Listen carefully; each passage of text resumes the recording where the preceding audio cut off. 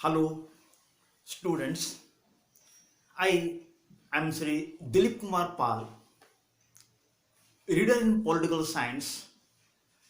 Today presents a nice video relating to elements of state or the constituents of the state. Nowadays, people are talking about nation, state, or country. But the most important thing is what are the elements of state or what elements are required to constitute a state. Nation or a country or a state is not formed in vacuum.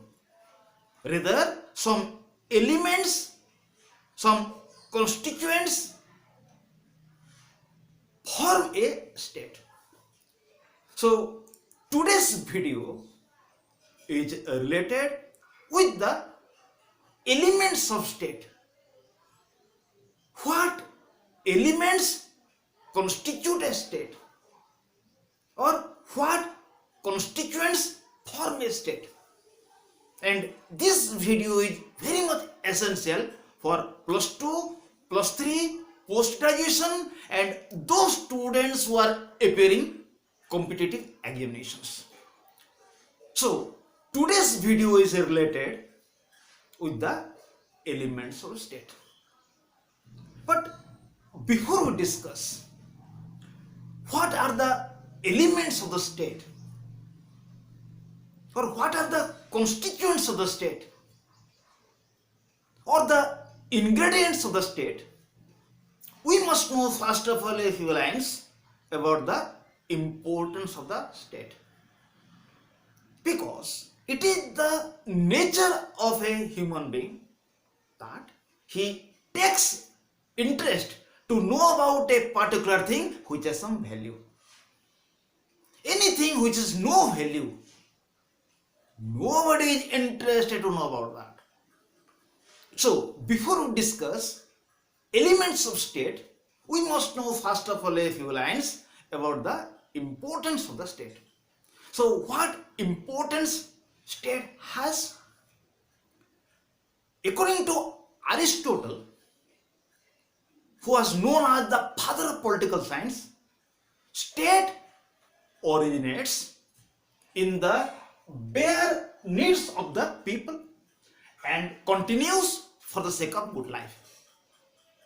It means state is an institution or state is an organization which has come into existence by the demand of the people. People need it, people require it, so state has come into existence.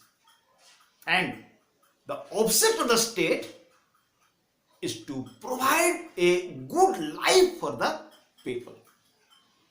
So the object of the state is to promote a good life for the people. And in political science, the state is a central concept, is a main concept. State is so much important that without a knowledge about the state, a person's knowledge about political science will not be completed. So state is a main concept in political science. Due to this reason, Professor Gettel has told political science is the science of state. Again, Garner has told political science begins and ends with state. So state is a main concept in political science. And this state was used for the first time by Greeks, then Romans, then Tutors. Greeks used the word polis for the state. Romans used the word civitas for the state, and Tutors used the word status for the state, and Machiavelli was the first modern thinker who used the word status for the state in the first part of 16th century. So, state is a very important concept in political science. State is an institution which performs some functions. The first function of the state is that it provides the environment for the development of the personality of the people. Number two, it protects life of people. Number three, it protects rights of the people. Number four, it maintains a good life in the state, a good life for the people. It promotes social welfare and it maintains decorum in the society. So state is very much important, very much essential. So now we'll discuss what are the elements of the state. In order to form a state, in order to form a country, in order to form a nation, what elements are necessary? The most important element of the state is population. It means for the formation of the state, population or some people are required. Without people, a state cannot be formed. Because state is an human institution. It is for the people. If there will not be people, then question of state will not arise.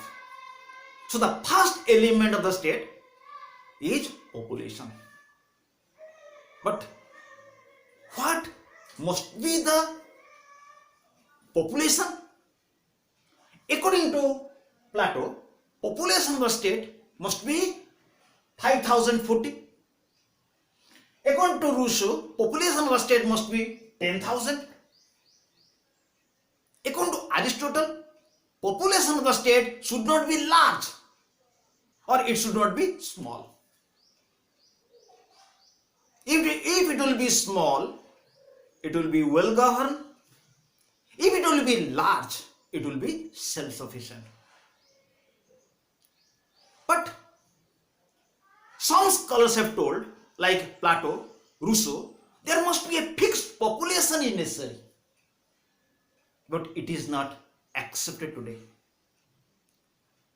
Today, it is accepted that for the state, some people are required. But a fixed number of people is not required. For the formation of state, some people are required. It may be large, it may be small. So, for the formation of a state, population is required. But it must not be fixed. Like this much of people is necessary, otherwise state cannot be formed. It is not accepted. For the formation of a state, some people are required. Due to this reason, now in the world, there are some countries like India and China whose population is more than 100 crores. They are also nation. They are also a country. And at present, there are some countries like Monaco and San Marino whose population is very less. In spite of that, they are state. For example, Monaco is a country which is near to France. Its population is 38,682. Even if its population is very less, it is also a country. San Marino, it is near to Italy. Its population is 33,785. It is also a country. So, for the formation of the state, a fixed number of population is not necessary, as told by Plato and Rousseau. For the formation of state, some people are required. It may be large, it may be small. So nowadays in the world, there are some countries whose population is more than 100 crores. They are also nations. And there are some nations like Monaco, San Marino, whose population is very less. So the first element of the state is that a state must have population. It will not matter whether its population is more or its population is less. So for the formation of state, some people are required or essential. But without people, a state cannot be formed. So some people are required. This is the first and the most important element of the state. The second element of the state is permanent area or permanent territory. In order to form a country, a permanent area is necessary. Without permanent area, a state cannot be formed. For the formation of state, a fixed area, a permanent area is necessary. Due to this reason, Jews were unable to form a country till 1948 because they had no permanent area. In 1948, Jews were given a permanent area, and from 1948, Jews formed a country known as Israel. So, for the formation of a state, a permanent area is necessary. It may be large or it may be small, but the area must be permanent. Without permanent area, a state cannot be formed. But the area of the country must not be fixed. A fixed area is not necessary. It means for the formation of a state, a specific area is not necessary. Area may be small or large. It must be permanent. Due to this reason, in the world today, there are some nations like America, Russia, China, Canada, whose areas are very large. And in the world today, there are some countries like Monaco and San Marino, whose area is very less. Monaco is a country which is near to France. Its territory is only 202 hectares. And the area of San Marino, which is near to Italy, its area is 61.2 kilometers.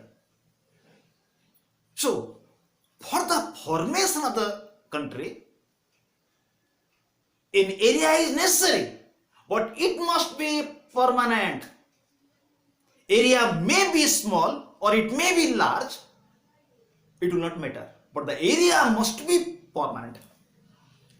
So, due to this reason, in the world today, there are some nations which are large in size, and there are some nations which are small in size. But so, area of the country may be large or may be small. It will not matter. The most important thing is that area must be permanent. It must be permanent for a country. Number 3, third element of the state is the government. For the formation of state, a government is necessary. Government is the machine of the state. Just like a human being has a brain. Brain is the machine. If the brain will become dead, a human being cannot function. So brain is necessary for a person. The brain is the machine of a person or for a vehicle. Engine is the machine. If engine will not work, vehicle will not work. So for the state, government is a must. Government is a machine. Because through the government, a state will work. If government will not be found, state will not move, state will not work. So, government is necessary. It may be of any form. For example, in India, there is a democratic system. In Britain, there is a monarchical system. In China, there is a communist system. Forms of government does not matter. Form of government does not matter. But a state must have a government.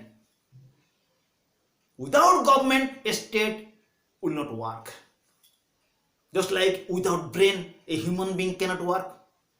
Or without an engine, a vehicle cannot operate. So, for a state, government is necessary. And government is the machine of the state. The will of the state is formulated through the government. It is executed through the government. And the government has three organs: legislature, executive, and judiciary. The function of legislature is to make law. The function of executive is to execute law. And the function of the judiciary is to interpret the law and punish law breakers. So, a government is a must. A government is a need for the state. Without government, a state will have same position when a vehicle will not have engine or a human being will not have brain. The fourth element of the state is the sovereignty. Sovereignty means a supreme power. The state must work by itself. Sovereignty means the independence of a country. For example, prior to 15th August 1947, India was not a country because it was under the Britain. Before 15th August 1947, India was not a country because it had no sovereign power. It was unable to take any decision. Before it was taking a decision, it was consulting Britain. So, on 15th August 1947, India became independent. And India was able to take its own decision. And India became a country. So, for a country, sovereignty is important. Sovereignty means supreme power. A state must take its own decision. It is important. Without sovereignty, a state cannot be formed. And sovereignty has two aspects. One is internal sovereignty, other one is the external sovereignty. Internal sovereignty means a state must be supreme within its own territory. A state must be supreme over its people, over associations within it, over institutions within it. State must take any decision within the country. No one can resist, no one can protest, no one can revolt. If any person, any institution will revolt against the state, state may use power to suppress it. State has the power to use coercive power or force to suppress any person or association which resists the will of the state. So internal sovereignty means a state must be supreme internally within its own territory. Another aspect of sovereignty is the external sovereignty. External sovereignty means a state is independent externally. It can make its own foreign policy. It maintains its relationship with any country it wants. No country can force a nation to work in any way. So external sovereignty means a state will take its own decision externally. It means it can establish its relationship with any country it likes. It will not establish a relationship with any country it may not like. So a nation is free to take its own decision externally. A state can decide whether it will become a member of UNO or it cannot become a member of UNO. It can decide whether it can become a member of any international associations or it may not become the member of any international association or institution. So, a state must have sovereignty. Sovereignty has how many aspects? Internal sovereignty and external sovereignty. Internal sovereignty means a state must be supreme over all people's association within it. External sovereignty means a state must take its own decision in external spheres. It may sign any international agreements on the basis of its wish. It may sign or it may not sign. It may become member of any international organization or may not become.